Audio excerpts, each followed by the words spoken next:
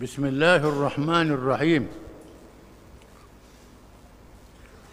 Apabila mereka bertindak menghantar bala tentera untuk menentang kedatangan Islam,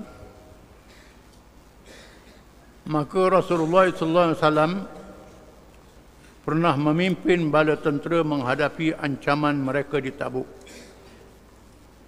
Bahkan baginda SAW juga menghantar tentera untuk bertempur dalam perang Mu'tah. Apabila Raja Rom tak jadi masuk Islam, padahal dia percaya Muhammad adalah Rasulullah, bila baca surat Nabi, panggil Abu Sufyan, pemimpin Mekah yang berniaga di Syam pada masa itu. Syam adalah wilayah Rom Timur, pusat kerajaan Bizantin. Tanya Abu Sufyan, bagaimana orang yang kata dia jadi Nabi ini? Abu Sufyan ceritalah. Dia ni seorang mengajak kepada menyembah Tuhan Yang Maha Esa, tinggal berhala, tinggal syirik, meninggalkan berzina, meninggalkan bangkai, meninggalkan yang keji. Abu Sufyan rakyat betul, lain dengan ajaran yang diajar oleh nenek moyang kami. Raja Rom tanya, bagaimana pengikut-pengikut dia? Pengikut dia banyak orang muda, orang tua-tua jarang dia. Orang miskin, orang yang kaya-kaya tak banyak ikut dia. Raja Rom kata, haulai atba'ur rusul. Mereka itulah pengikut rasul-rasul zaman dahulu. Bila dengar begitu, menyebabkan padri-padri, pembesar-pembesar bising. Bahaya ni raja kita nak tinggal agama ni. Lalu Raja Rom, kerana takut jatuh takhta tak jadi raja, terus mengatakan dia mempertahankan agama asal, Kristian, yang asal, yang dia anut, tak mengikut Nabi SAW, padahal dia tahu. Bukan sekadar itu, dia anggap bahawa Nabi adalah ancaman kepada kerajaan dia. Lalu dia menyediakan bala tentera untuk menghadapi Islam. Maka Nabi menyediakan bala tentera untuk menghadapi mereka. Kerana mengikut kaedah Islam, kita ajak orang bukan Islam masuk Islam. Aslimu taslamu, aslim taslam. Kamu masuk Islam, kamu selamat. Kalau kamu tak mau masuk Islam, berdamai. Jangan berperang. Benarkan rakyat masuk Islam. Benarkan kami berdakwah. Itu yang kedua. Kalau tidak, maka tak ada jalan mereka berperang. Oleh kerana pilihannya ialah perang, Nabi menyediakan tentera untuk berperang. Berlaku peristiwa Tabuk yang kita baca kisahnya dalam sirah Nabawiyah. Nabi memimpin bala tentera pergi ke Tabuk. Tabuk ni ialah utara Arab Saudi sekarang, sempadan Jordan, sempadan Rom. Satu peristiwa yang menguji umat Islam yang kisahnya terkenal. Perjalanan ke Tabuk sangat jauh, musim panas, memerlukan bekalan. Lalu Nabi menganjurkan derma, sumbangan untuk perang Tabuk. Orang kaya beri banyak, orang miskin beri sikit. Orang yang mampu sekadar kemampuan masing-masing. Dia ada kenderaan boleh pergi, tak ada kenderaan tak boleh pergi. Orang munafik melarikan diri. Itu cara ujian. Kisahnya sirah Nabawiyah, perang Tabuk. Dan perang Mu'tah. Perang Mu'tah ni Nabi hantar keluarga dia sendiri. Ketika itu bala tentera Rom dan Arab bersekongkol sehingga mengorbankan beberapa orang syuhada. Ini termasuklah mereka dalam kalangan ahli keluarga dan sahabat ulung seperti Zaid bin Harithah radhiyallahu an, Ja'far bin Abi Talib radhiyallahu an, dan Abdullah bin Rawaha. Nabi hantar tentera ke Mu'tah. Mu'tah ni kawasan Rom lah. Nabi hantar orang yang rapat dengan dia, sahabat yang rapat. Pemimpin yang pertama Zaid bin Harithah radhiyallahu an, iaitulah anak angkat Nabi. Ya, Nabi sangat sayang anak angkat Nabi, Zaid bin Harithah. Nabi kata kalau Zaid mati, ganti Ja'far bin Abi Talib. Ja'far ni ialah sepupu Nabi, sepupu dia sendiri, memimpin tentera. Kalau Ja'far mati, Abdullah bin Rawahah. Rawahah ialah seorang sahabat kalangan Ansar. Ini 3 Nabi lantik penglima untuk hantar ke Mu'tah. Maka berlakulah perang Mu'tah yang terkenal. Perang yang Allah Ta'ala tunjuk mukjizat Nabi. Nabi menceritakan secara langsung perang itu berlaku. Nabi duduk di Madinah. Mu'tah ni ribu-ribu batu. Tentera Islam yang jumlahnya sedikit menghadapi ratusan ribu tentera Rom yang besar jumlahnya, di mana tentera Islam buat keputusan lawan, menyebabkan Zaid bin Harithah syahid. Lepas mati Zaid bin Harithah, Ja'far bin Abi Talib juga syahid. Nabi sebut sekarang Zaid bin Harithah mengepali tentera. Nabi duduk di Madinah dan cerita keadaan menangis. Zaid sudah gugur syahid. Sekarang Ja'far, Nabi kata ambil bendera. Pegang bendera tangan kanan putus, pegang tangan kiri. Putus tangan kiri, pegang dengan tunggu tangan. Kemudian Ja'far juga syahid. Nabi kata. Atau Allah bin Rawahah juga ambil alih, memimpin tentera. Mati Allah bin Rawahah. Akhirnya ada ketua. Tak ada ketua, Nabi kata sekarang tampil satu pedang daripada pedang-pedang Allah, Khalid bin Al-Walid radhiyallahu anhu. Lalu orang ramai suruh Khalid menjadi pemimpin tentera. Lalu Khalid mengambil alih, dan Khalid yang pintar dalam peperangan mengatur strategi perang di luar dugaan tentera Rom, iaitulah membentuk pasukan-pasukan yang banyak. Pasukan yang banyak tak lawan sekaligus. Pasukan yang pertama lawan, lepas tu undur, yang kedua pula lawan, undur, yang ketiga pula lawan, undur. Yang belakang ni melarikan kuda sehingga debu menjulang ke langit.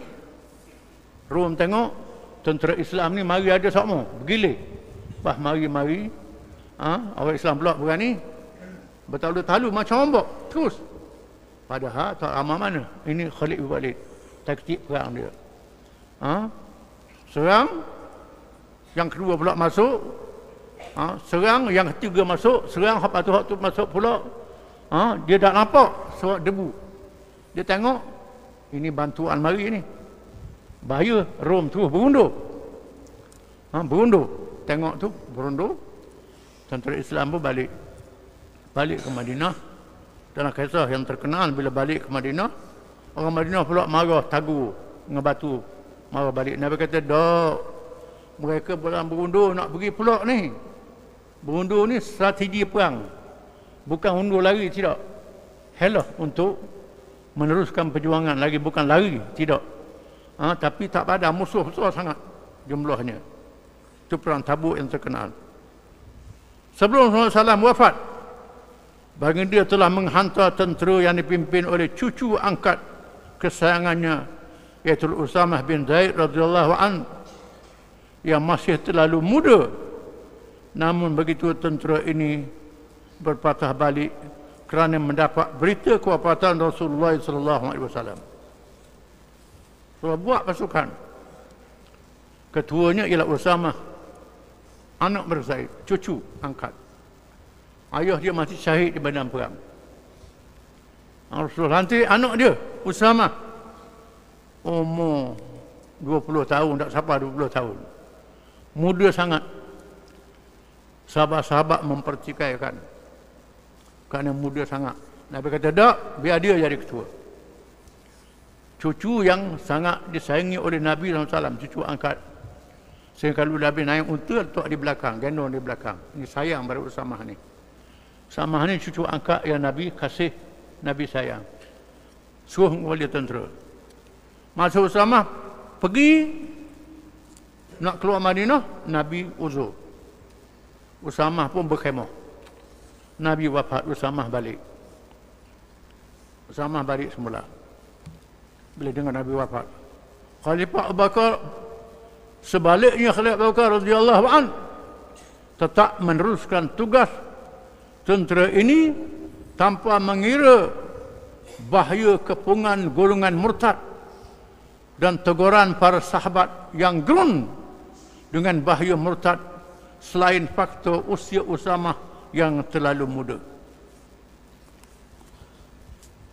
Bila Abu Bakar jadi khalifah, Abu Bakar terus suruh tentera Usamah meneruskan perjalanan lawan Rom. Pada masa itu, kabilah-kabilah Arab murtad. Dalam keadaan kabilah Arab murtad, keliling Madinah murtad. Madinah dikepung. Madinah dalam keadaan bahaya. Di mana puak-puak murtad ini disokong oleh Parsi dan Rom. Kuasa besar dunia sokong. Dalam keadaan bahaya, bakal suruh pergi juga.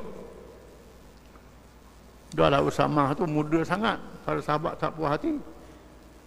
Bakar marah. Pada Sayyidina Umar, Sayyidina Umar pujuk Abu Bakar. Pujuk Abu Bakar. Kita dalam keadaan bahaya ni. Abu Bakar pegang pada Sayyidina Umar, pegang janggut. Jekop. Ajabarun fil jahiliyah, jabanun fil Islam. Muni masa jahiliyah samsing. Masa Islam penakut. Abu Bakar kata kepada Sayyidina Umar. Terduduk Sayyidina Umar.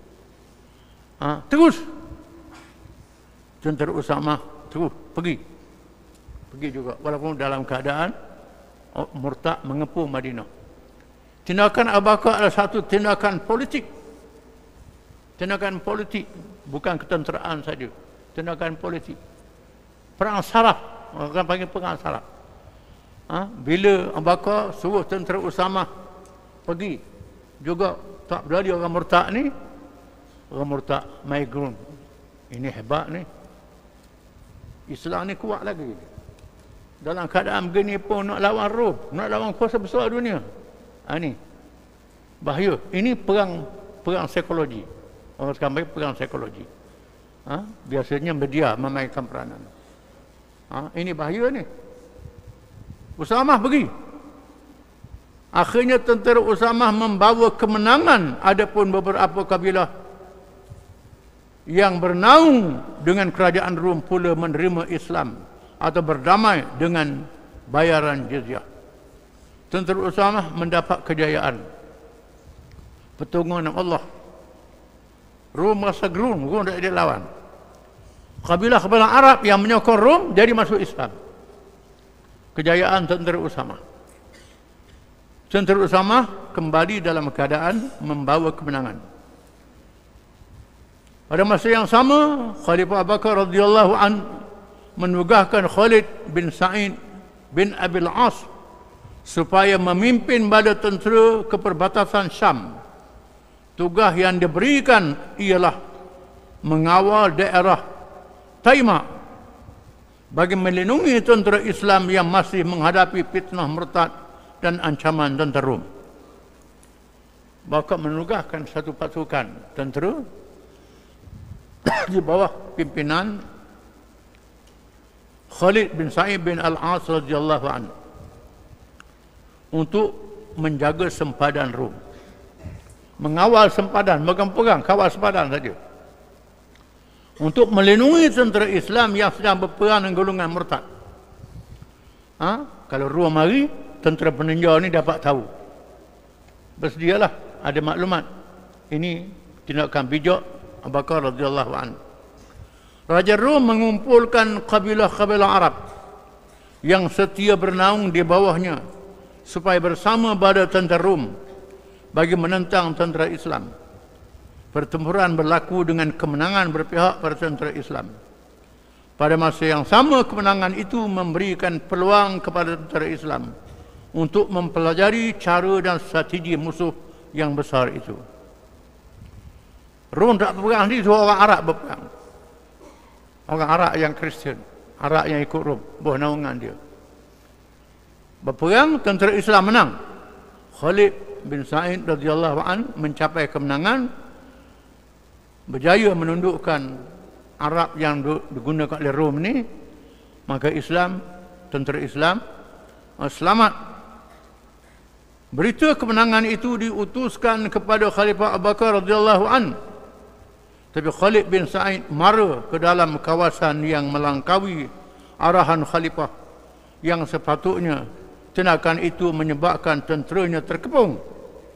Mereka bertempur untuk menyelamatkan diri sehingga anaknya sendiri gugur syahid dan akhirnya terpaksa berundur pulang serta tenteranya berpecah. Khalid ni semangat. Abu Bakar kata jangan masuk jauh-jauh sangat. Dia masuk jauh-jauh sangat. Dia masuk jauh-jauh sangat, tentera dia tak besar mana. Menyebabkan anak dia syahid. Anak Khalid syahid, tentera Islam berundur dan akan berpecah. Khalifah menghantar tentera bantuan yang diketahui oleh Ikrimah bin Abi Jahal radhiyallahu an. Ikrimah ni ialah anak Abu Jahal yang masuk Islam. Ikrimah bin Abu Jahal. Walaupun dia masuk Islam, bin Abu Jahal juga. Kita orang Melayu ni kalau orang masuk Islam kena bin Abdullah. Sahabat Nabi tidak ubah nama begitulah, nama dia asal itulah. Nama dia Ikrimah bin Abu Jahal. Abu Jahal lah. Tak ubah bin Abdullah, kita kena bin Abdullah, orang Melayu. Ini ajaran Melayu. Tak ubah nama dia, bin dia. Nama ayah dia Abu Jahal lah. Ikrimah ni termasuk kalangan orang yang kuat menentang Islam di zaman awal. Bila Nabi masuk Mekah, Nabi halalkan darah dia. Beberapa orang yang Nabi kata orang ni kalau berjumpa bunuh, termasuk Ikrimah bin Abu Jahal. Ikrimah melarikan diri. Isteri dia mengadap Nabi. Isteri dia masuk Islam. Isteri dia minta Nabi maafkan Ikrimah. Dia nak pujuk Ikrimah supaya masuk Islam. Isteri dia atau orang pujuk Ikrimah mari menghadap Nabi dan masuk Islam. Bila dia masuk Islam, dia nak tebus dosa dia lawan Islam dulu dengan berjuang Islam. Dia berjuang dengan Nabi, berjuang dengan Abu Bakar radhiyallahu an.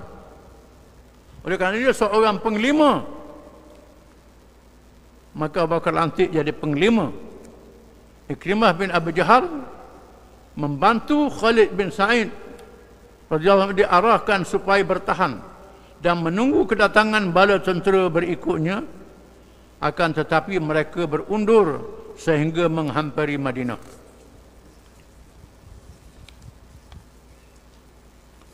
Namun Khalifah Abu Bakar radhiyallahu anhu tidak membenarkan mereka masuk ke Madinah. Oleh kerana tentera besar sangat, Rom ni kuasa besar.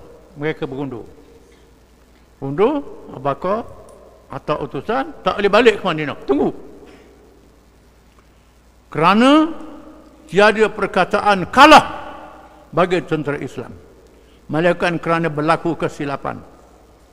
Mereka diarahkan berada di situ sehingga datangnya tentera yang diarahkan kemudian mara menuju ke negeri Syam. Tak boleh undur, mungkin nak tunggu, tak boleh balik. Tak pernah balik, bukan tak pernah balik. Sehingga atau bantuan pergi ke Syam balik berperang di Rom. Syura sebagai wadah ijtihad. Khalifah Abu Bakar radhiyallahu an mengadakan mesyuarat dengan para sahabat besar yang bertaraf menteri kabinet. Antara yang hadir ialah Umar bin Al-Khattab radhiyallahu an, Uthman bin Affan radhiyallahu an, Ali bin Abi Talib radhiyallahu an, Talhah radhiyallahu, Zubair radhiyallahu an, Abdurrahman bin Auf radhiyallahu an, Sa'ad bin Abi Bakar radhiyallahu, Abu Ubaidah radhiyallahu, Amir bin Jarrah radhiyallahu an, dan lain-lain pemimpin masyarakat dan penglima besar yang terdiri daripada kalangan Muhajirin dan Ansar, khususnya ahli Badar radhiyallahu anhu. Abu Bakar buat mesyuarat untuk menghadapi Rom.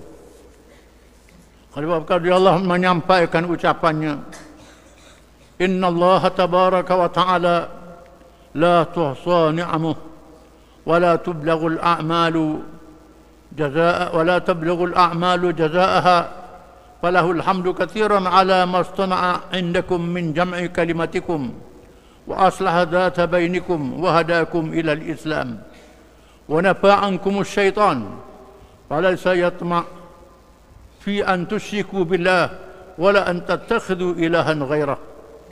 Sesungguhnya nikmat yang dikurniakan Allah SWT tidak terhitung jumlahnya, sehingga amalan baik seseorang itu tidak akan mampu menebus segala nikmat tersebut. Maka segala puji bagi Allah atas apa yang Dia berikan kepada kamu sekalian, yang telah menyatukan kalian dan memperbaik hubungan antara kamu sekalian, memberikan petunjuk kepada kamu sekalian ke arah Islam, dan menjauhkan kamu sekalian daripada godaan syaitan. Maka aku tidak berharap kamu sekalian menyekutukan Allah, dan janganlah kamu sekalian mengutukannya dengan sesuatu yang lain. Fal arabul yaum banu ummin wa abin wa qad ra'aitu anni astaghfirul muslimina ila jihadir rumi bisyam liyu'ayyidallahu al-muslimin wa yaj'al liyu'ayyidallahu al-muslimin wa yaj'alallahu kalimatahu al-'ulya ma anna lil muslimina fi dhalika al-hadd al-wafir. Sesungguhnya bangsa Arab adalah umat yang satu. Mereka berasal daripada ibu dan bapa yang sama. Sebenarnya ingin mengerahkan kamu sekalian untuk memerangi bala tentera Rom, Bizantin, yang berkuasa memerintah di Syam. Tujuannya agar Allah membantu kaum muslimin dan meninggikan kalimahnya Islam, sehingga kemenangan menjadi kaum muslimin. Li'annahu man halaka minhum halaka syahida wa ma 'indallahi khairul lil abrar wa man 'asha 'asha mudafi'an 'anid din mustajiban 'ala Allah sawabal mujahidin wa hadha ra'yi alladhi ra'aitu fa ashara al-mur'un 'alayya bi ra'yihi. Sesiapa yang mati berterbunuh di medan pertempuran, maka dia telah mati syahid. Kalau mati syahid. Syahid ni pahala besar, boleh syafaat berkeluarga. Dan tiada tempat yang lebih di sisi Allah melebihi kedudukan orang-orang yang berbuat kebaikan. Sesiapa yang masih diberikan kesempatan untuk hidup, maka dia hidup membela agama Allah, dan dia di sisi Allah memperoleh pahala orang-orang yang berjihad. Ini adalah pendapatku, dan aku mempersilakan kamu sekalian untuk memberikan pendapat kamu sekalian kepadaku menurut sudut pandangan kamu sekalian masing-masing. Maka Umar bin Khattab menyampaikan ucapannya, dimulakan dengan memuji Allah dan bersalawat ke atas Rasulullah SAW. Umar menyampaikan ucapan, Alhamdulillahilladzi yakhussu bil khairi man syaa min khalqihi wallahi ma istabaqna ila syai'in min al khairi qattu ila istabaqtana ilayhi wa dzalika fadlullahi yu'tihi man yasha wallahu dzul fadlil azim. Segala puji bagi Allah yang telah mengkhususkan kebaikan kepada sesiapa yang Dia kehendaki dalam kalangan makhluknya. Demi Allah, kami belum pernah terlebih dahulu membuat kebaikan, tiba-tiba kamu mendahului kami dalam melakukannya. Oleh yang demikian, itu merupakan kemuliaan Allah yang Dia berikan kepada sesiapa yang dikehendaki olehnya, dan Allah jugalah yang memiliki segala kelebihan. Kamu mendahului kami dalam mengerjakan amal kebajikan. Patutnya kita dululah, tapi kamu lebih dulu memberi pandangan yang baik ini, kata Sayyidina Umar. Qad wallahi aradtu liqa'aka bihadha ar-ra'yi alladhi dzakartahu al-an faqad asaballahu bika sabilar rasyad. Sarrib ilaimul khayla fi ithril khairi. Aku bersumpah demi Allah, sesungguhnya aku ingin menemuimu untuk mencadangkan perkara ini, maka Allah telah mentakdirkan kamu pula yang menyebutkannya sekarang. Dan sesungguhnya kamu telah mengambil satu langkah yang tepat. Semoga Allah mengurniakan kepadamu petunjuk ke arah jalan kebaikan. Hantarkan pasukan tentera berkuda untuk menentang Rom yang diikuti pasukan berkuda berikutnya. Umar kata, aku sokong pandanganmu. Kita sediakan tentera untuk perang dengan Rom. Wab'athir rijala ba'dar rijal wal junuda tatba'uhal junud fa innallaha nasirun dinah wa mu'izzul islam wa ahli. Kemudian utuskanlah penglima perang yang diikuti penglima perang yang berikutnya, dan hantarkanlah pasukan tentera yang diikuti pasukan seterusnya.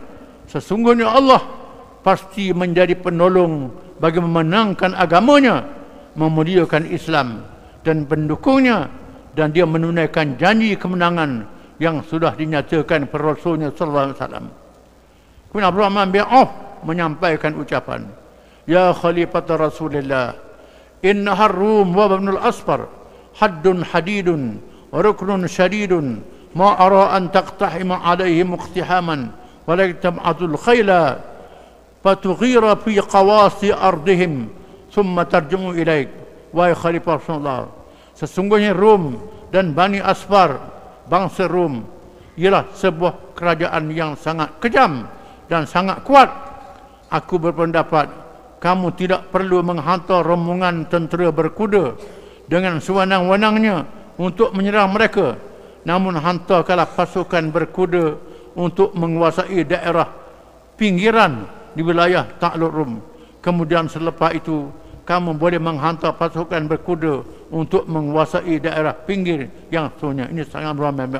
Orang kata, jangan serang Rom tu, serang wilayah-wilayah dia dulu, tawang wilayah-wilayah dulu, barulah serang Rom.